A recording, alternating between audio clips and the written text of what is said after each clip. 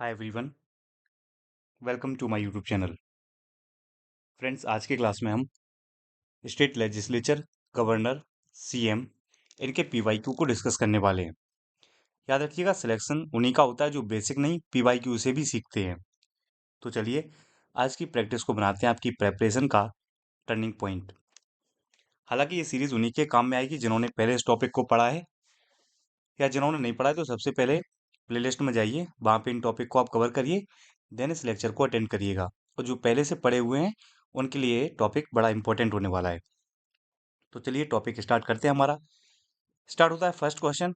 First question है, भारतीय संविधान के अनुसार राज्यों की विधायिका में सम्मिलित है। यहाँ पे पूछा जा रहा है, एज पर Indian constitution legislature of state consist. First statement है, विधान परिषद एवं राज्यपाल, legislative council and governor. Second है, विधानसभा एवं विधान परिषद, legislative assembly and legislative council. Third है, विधानसभा एवं राज्यपाल, लेजिस्लेटिव असेंबली एंड गवर्नर।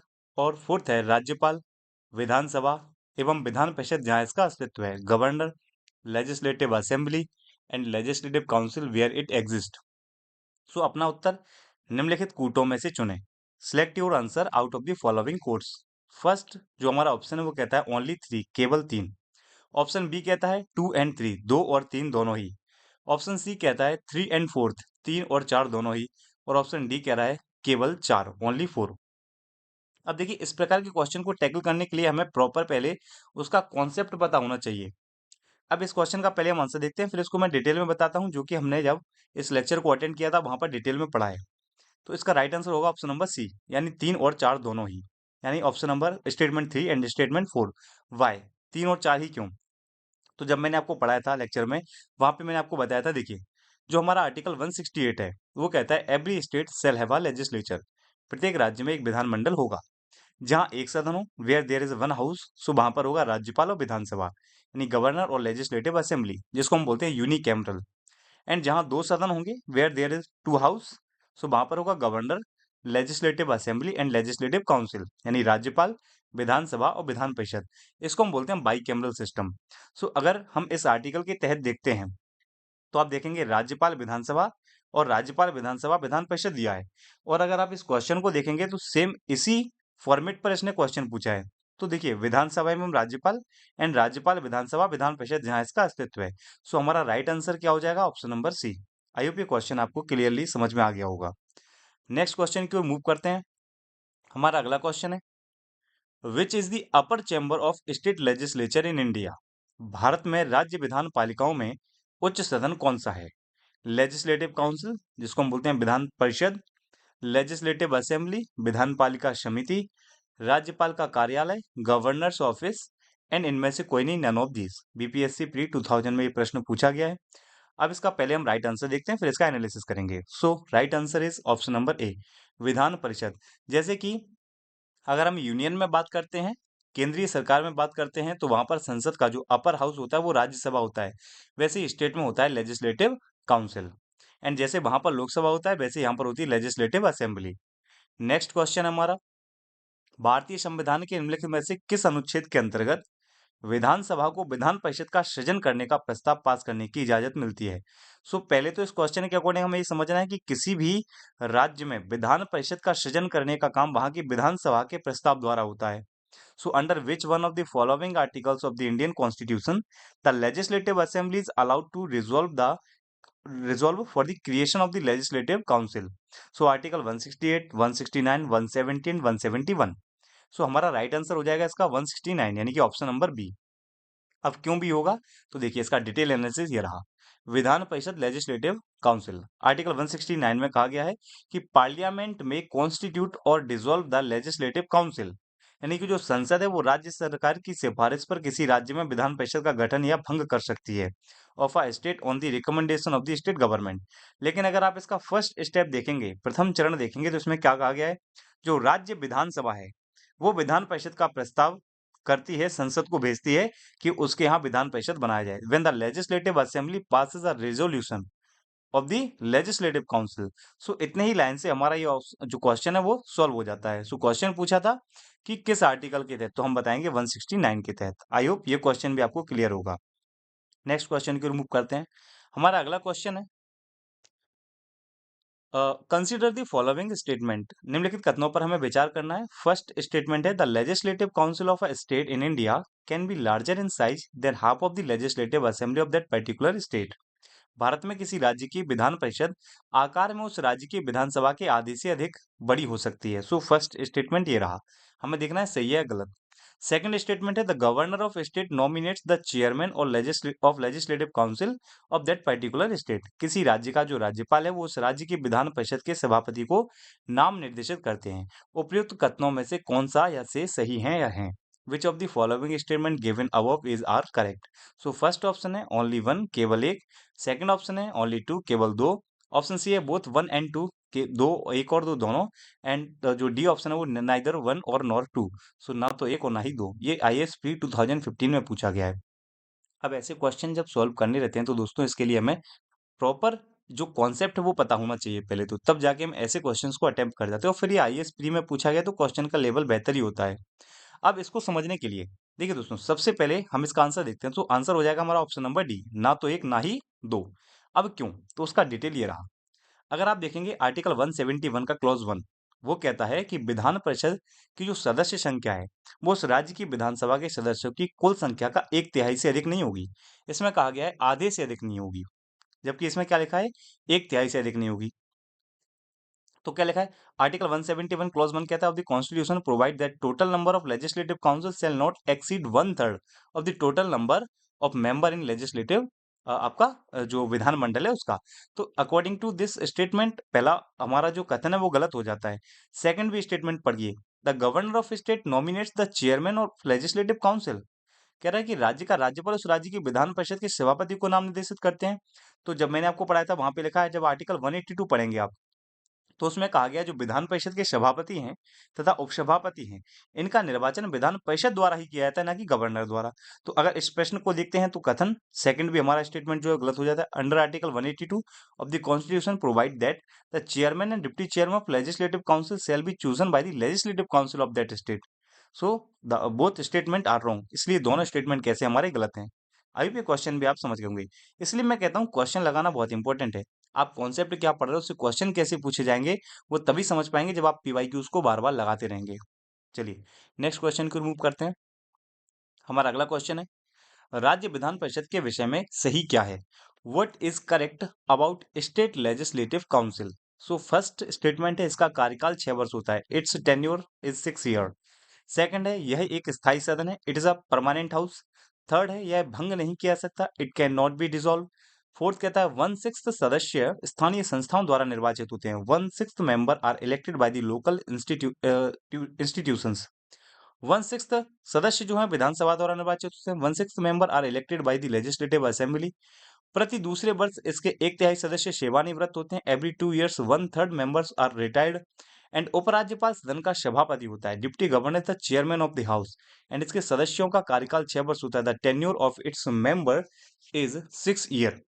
ये 6 स्टेटमेंट जो है, सॉरी, इसमें जो 8 स्टेटमेंट दिए हैं इसके अकॉर्डिंग हमें बताना है कि कौन सा ऑप्शन जो है वो करेक्ट है।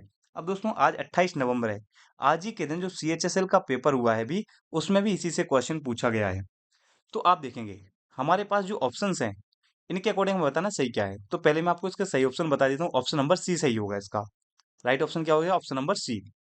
अब वाई सी, इसको हम डिटेल में समझ लेते हैं। जैसे कि इसका कार्यकाल 6 वर्ष, भाई कार्यकाल इस सदन या हाउस का नहीं होता है, कार्यकाल होता है उसके मेंबर का। तो 6 वर्ष मेंबर का है, ना कि विधान परिषद का।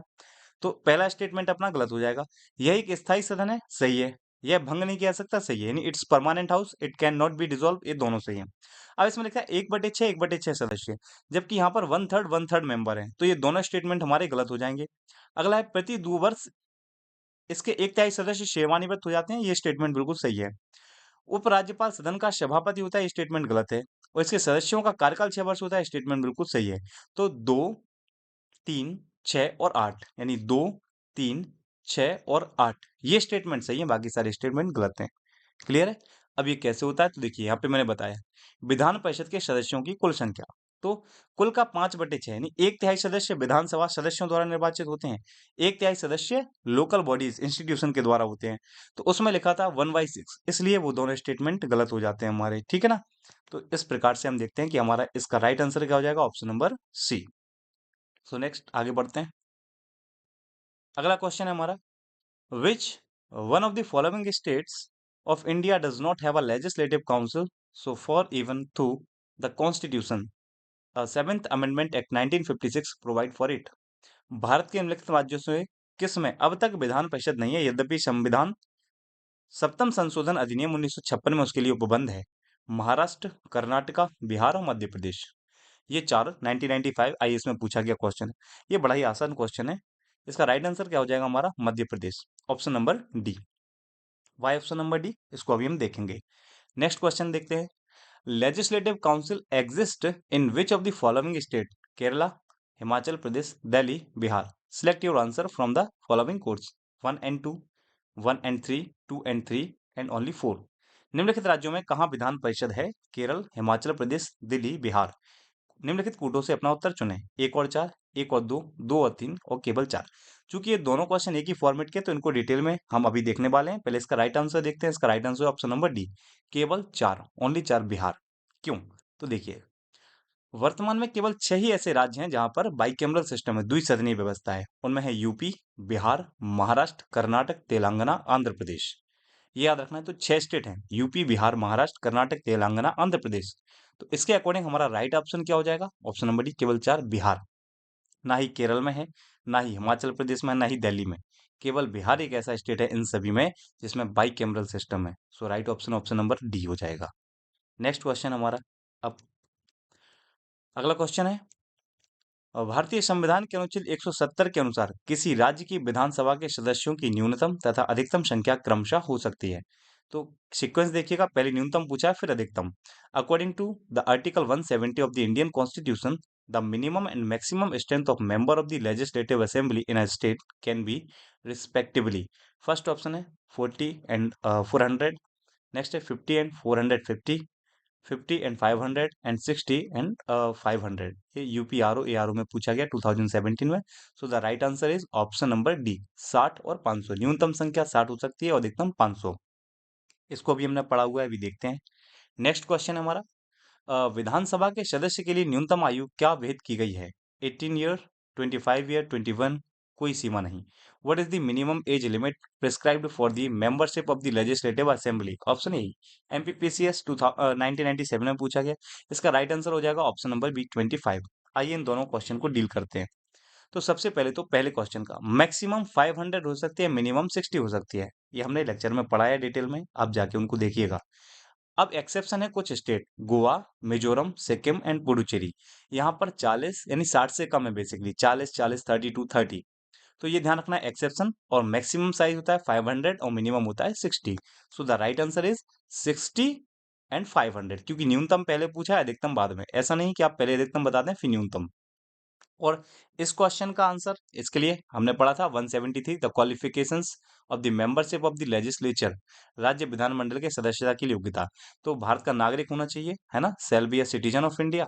एंड अगला लिखा है आयु 25 वर्ष से कम नहीं होनी चाहिए, 25 ईयर। सो इसी के अकॉर्डिंग अगर हम देखेंगे तो 25 वर्ष हमारा राइट आंसर हो जाएगा। नेक्स्ट क्वेश्चन, अगला क्वेश्चन हमारा, निम्नलिखित कथनों पर विचार कीजिए, consider the following statement. First, ये स्टेटमेंट वाले क्वेश्चन आईएएस में ही पूछे जाते हैं और ये अभी पूछा गया है 20 में। तो पहले इसको अच्छे से पढ़ते हैं, फिर इसका डिटेल एनालिसिस हम देखते हैं। कहता है पहला स्टेटमेंट कि भारत के संविधान के अनुसार, according to the Indian constitution, कोई भी ऐसा व्यक्ति जो मतदान के लिए योग्य है, किसी राज्य में 6 माह के लिए मंत्री बनाया जा सकता है, तब भी जबकि वह उस राज्य के विधानमंडल का सदस्य नहीं है। हम स्टेटमेंट को बहुत अच्छे से पढ़ेंगे पहले। According to the constitution of India, a person who is eligible to vote can be made a minister in a state for 6 months, even if she is not a member of the legislature of that state. ठीक, first statement. Second, अगर लोक प्रतिनिधित्व अधिनियम 1951 के अनुसार देखते हैं, तो कोई भी ऐसा व्यक्ति जो दांडिक अपराध के अंतर्गत दोषी पाया गया है और जिसे 5 वर्ष के लिए कारावास का दंड दिया गया है, चुनाव लड़ने के लिए स्थायी तौर पर निर्धारित हो जाता है, भले ही वह कारावास से मुक्त हो चुका हो। So according to the representation of people act 1951, RPA बोलते हैं उसको, a person convicted of a criminal offence and sentenced to imprisonment for 5 years is permanently disqualified from contesting an election even after his release from prison. Which of the statement given above is are correct? कौन से सही है? Only one केवल एक, only two केवल दो, एक और दो दोनों, both one and two, and neither one और नॉट टू। सो पहले हम इसका राइट आंसर देख लेते हैं। हमारा राइट आंसर क्या जाएगा? Option number D, neither one और नॉट टू। अब देखिए ऐसे क्वेश्चन आईएएस में ही पूछे जाते हैं, क्योंकि बेसिकली अगर आपकी कॉन्सेप्चुअल क्लियरिटी नहीं है तो ऐसे क्वेश्चन को डील करना बड़ा ही मुश्किल हो जाता है, क्योंकि हम कुछ तो इसमें से सही मान ही लेंगे। अगर आप वनडे एग्जाम की प्रेपरेशन कर रहे हैं तो आप एक ना एक ऑप्शन को सही कंसिडर कर ही लेंगे, बट आईएएस में ऐसा नहीं होता है। इसमें पूछे जाते प्रश्न में गहरी समझ, अगर आपकी समझ सही है तभी आप देखेंगे, आप दोनों स्टेटमेंट को पढ़ने में इतनी लैंग्वेज लेंथी दी हुई है, इसको पढ़ते ही हम घूम जाएंगे। सो बहुत हमें इसमें कंसिस्ट रहना पड़ता है, क्वेश्चन को बहुत अच्छे से समझना होता है। अब हम इसको डिटेल में देख लेते हैं कि क्यों। तो देखिए, provision for qualifications for membership of the state legislature comes under article 173। ये दैट 173 के अनुसार कोई भी व्यक्ति किसी राज्य विधानमंडल के किसी स्थान को भरने के लिए चुने जाने के लिए अर्हत होगा तब। फर्स्ट कहता है कि वह भारत का नागरिक हो, सिटीजन ऑफ इंडिया। निर्वाचन आयोग द्वारा इस प्राधिकृत किसी व्यक्ति के समक्ष तीसरी अनुसूची में उद्देश्य के लिए शपथ, तो थर्ड शेड्यूल में उसके लिए शपथ देना होगा। विधानसभा के स्थान के लिए कम से कम 25 वर्ष की आयु अभी देखा था, और विधान परिषद के लिए 30 ईयर होनी चाहिए, ठीक है ना।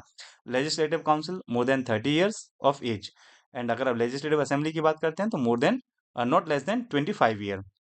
नेक्स्ट क्वेश्चन में भी देखा था, उसके पास ऐसी अन्य योग्यताएं हो ऐसे उद्देश्य से संसद द्वारा, यानी कुछ अदर ऐसी क्वालिफिकेशंस होती हैं जो प्रिस्क्राइब करेगी हमारी पार्लियामेंट, ठीक है। So hence statement one is wrong according to the representation people act 1951। अगर हम 1951 के रिप्रेजेंटेशन एक्ट के तहत देखते हैं तो पहला स्टेटमेंट जो है वो रॉन्ग हो जाता है। क्यों? क्योंकि पहला स्टेटमेंट, कोई व्यक्ति जो मतदान के लिए योग्य है किसी राज्य में 6 माह के लिए मंत्री बन सकता है तब भी, जबकि वह उस राज्य विधानमंडल का सदस्य नहीं है। अब देखिएगा, कहते हैं कि संसद द्वारा बनाई गई विधेयक उसके अधीन विहित की जाए। संविधान का अनुच्छेद 326 के अंतर्गत 18 वर्ष या उससे अधिक आयु का कोई भी व्यक्ति लोकसभा या राज्य विधानसभा के निर्वाचन में मतदान कर सकता है, परंतु विधानमंडल का सदस्य निर्वाचित होने हेतु न्यूनतम आयु की सीमा 25 एवं 30 वर्ष है। अतः कथन एक सही नहीं है। पहला स्टेटमेंट जो है वो सही नहीं है। कोई भी ऐसा व्यक्ति जो मतदान के लिए योग्य है, कोई भी ऐसा व्यक्ति जो मतदान के लिए योग्य है, यही गलत हो गया ना। According the constitution a person who is eligible to vote, vote के लिए एलिजिबल नहीं, उसकी एज भी तो होना चाहिए। वोट के लिए एलिजिबल तो हम 18 ईयर्स में हो जाते हैं, लेकिन उसके लिए एलिजिबिलिटी क्या है? 25 ईयर। इसलिए पहला स्टेटमेंट रॉन्ग हो गया। पढ़ने में आपको सही लग रहा होगा, लेकिन उसमें की फैक्ट देखिए क्या छुपा हुआ है। सो फर्स्ट स्टेटमेंट हमारा रॉन्ग हो गया। अब देखिए आगे, पहला स्टेटमेंट रॉन्ग है। आगे पढ़ते हैं, a person convicted of an any offence and sentence to imprisonment for not less than 2 years shall be disqualified from the date of such conviction and shall continue to be disqualified for a further period of 6 years since his release. So this is not permanent. Hence statement second is also wrong. So correct answer is an option number D. ना ही एक ना ही दो। हिंदी में एक बार और पढ़ लेते हैं। हिंदी में क्या कहा गया है सेम स्टेटमेंट के बारे में, कि लोक प्रतिनिधित्व अधिनियम 1951 की अगर सेक्शन 8 पढ़ेंगे, उसमें कहा गया है कि कतिपय अपराधों के लिए दोषसिद्ध पर निर्भरता का वर्णन है। धारा सेक्शन 81 कहता है कि किसी विशिष्ट अपराध के लिए जुर्माना या कारावास से दंडित व्यक्ति दोष सिद्ध की तिथि से निर्धारित होगा, उसके छोड़े जाने से 6 वर्ष के अतिरिक्त अवधि के लिए निर्धारित बना रहेगा। वो 1883 कहता है कि सिद्ध दोष अपराध न्यूनतम 2 वर्ष के कारावास, वहां पे लिखा था 6 वर्ष, दंडित व्यक्ति दोष सिद्ध की तिथि से निर्धारित होगा और उसे छोड़े जाने से 6 वर्ष की अतिरिक्त अवधि के लिए निर्धारित बना रहेगा, इसके तहत स्थायी तौर पर निर्धारित नहीं होता है। सो कथन दो भी क्या है, वह गलत है। अब इन दोनों को पढ़ने के बावजूद अगर आप समझेंगे तो राइट आंसर क्या हो जाएगा? ऑप्शन नंबर डी, ना ही एक ना ही दो, क्योंकि स्थायी तौर पर निर्धारित नहीं होता है, 6 साल के लिए निर्धारित होता है, ठीक है। तो आप ये क्वेश्चन को बहुत अच्छे से समझ पाए होंगे। नेक्स्ट क्वेश्चन की ओर हम मूव करते हैं। हमारा अगला क्वेश्चन है, राज्य सरकार के मंत्रियों के वेतन एवं भत्तों का निर्धारण किया जाता है। तो राज्य सरकार के मंत्रियों उनके वेतन भत्तों का निर्धारण जो है वो कौन करता है? राइट आंसर हो जाए option number D, state legislature. जो हमारा राज्य विधानसभा है वो इसको निर्धारित करती है। यहाँ देखेंगे आप 164 में सब लिखा है, सीएम का अपॉइंटमेंट गवर्नर करता है, और गवर्नर की एडवाइस पर ही, सॉरी, सीएम की एडवाइस पर ही गवर्नर काउंसिल ऑफ मिनिस्टर अन्य मंत्रियों की भी नियुक्ति करता है।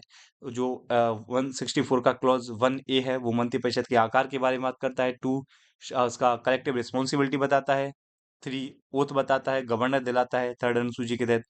और फिफ्थ में है सैलरी वेतन भत्ते। तो यहाँ पे कहा गया है डिटरमाइन बाय द लेजिस्लेचर, विधानमंडल द्वारा निर्धारित होती है। बहुत अच्छे से हमने इसको पढ़ा हुआ है, तो आप उस लेक्चर को जरूर देखिएगा ताकि आपका कॉन्सेप्ट बिल्कुल क्लियर हो जाए। ठीक है, तो इसके अकॉर्डिंग हमारा राइट आंसर क्या हो जाएगा? Legislature. So next question, the next question is who prorogue the Vidhan Sabha of a state. राज्य विधानसभा के सत्रावसान का आदेश किसके द्वारा दिया जाता है? हम सब जानते हैं। अगर केंद्र में भी आप पढ़ते हो विधानसभा लोकसभा का सत्रावसान कौन करता है, तो वहां पर हमारा आंसर होता है जो हमारा राष्ट्रपति है। यहाँ का आंसर होगा राज्यपाल। So right answer is option number 1 governor. Next, किसी राज्य के मुख्यमंत्री से संबंधित निम्नलिखित कथनों में से कौन सा कथन सही नहीं है? मुख्यमंत्री राज्यपाल द्वारा नियुक्त किए जाते हैं। The chief minister is appointed by the governor, सही है। सामान्यतः मुख्यमंत्री मंत्रिपरिषद की बैठकों की अध्यक्षता करते हैं। The chief minister generally presides over the cabinet meetings. राज्यपाल मुख्यमंत्री की सलाह पर अपने समस्त शक्तियों का प्रयोग करता है। The governor has to exercise all his functions on the advice of the chief minister. ये स्टेटमेंट रॉन्ग है। सभी नहीं, कुछ इसके डिस्क्रिशनरी पावर भी होते हैं। ठीक है, विवेक की शक्तियां भी होती हैं जिनमें वो मुख्यमंत्री से सलाह नहीं लेता है। और मुख्यमंत्री की नियुक्ति राज्यपाल, मुख्यमंत्री की मंत्रियों की नियुक्ति राज्यपाल मुख्यमंत्री की सलाह पर। तो ये सभी स्टेटमेंट सही है। ऑप्शन नंबर सी हमारा यहाँ पे राइट आंसर हो जाएगा, वो गलत है। नेक्स्ट क्वेश्चन, निम्नलिखित में से मुख्यमंत्री के संवैधानिक कर्तव्यों के दिए गए कूट की सहायता से चयन करें। Select the constitutional duties of the chief minister from the following by using the code given below. मुख्यमंत्री राज्य के कार्यों के प्रशासन संबंधी विनिश्चय राज्यपाल को संसूचित करता है। The chief minister communicates the governor all decisions to the council of minister related to the administration of the affairs of the state. बिल्कुल सही स्टेटमेंट है। मुख्यमंत्री विधान विषयक प्रस्तावनाओं के बारे में राज्यपाल को संसूचित करता है। The chief minister communicates the governor to the proposals of the legislature. ये भी स्टेटमेंट बिल्कुल सही है।